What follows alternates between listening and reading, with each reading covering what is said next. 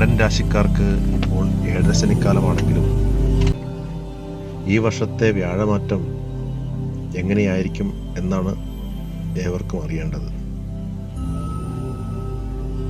2025 June മാസം 7 വരെയുള്ള ചൊവ്വയുടെ നിജസ്ഥിതി ആ കാലഘട്ടം വരെ വളരെ ആരോഗ്യപരമായും സാമ്പത്തികപരമായും മാനസികപരമായും ഒരു ബുദ്ധിമുട്ട് കാണുന്നു.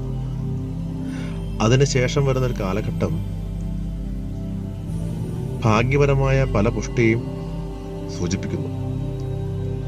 കൂടാതെ നിർമ്മാണപരമായ പല കാര്യങ്ങളിലും മുടക്കം വന്നത് ആവർത്തിക്കാനും പിതൃ വഴിയുള്ള എല്ലാ നേട്ടങ്ങൾക്കും മറ്റ് നിയമപരമായിട്ടുള്ള കാര്യങ്ങൾക്കും ഒരു അനുകൂലമായൊരു കാലഘട്ടമായി ഈ വർഷത്തെ കാണാം.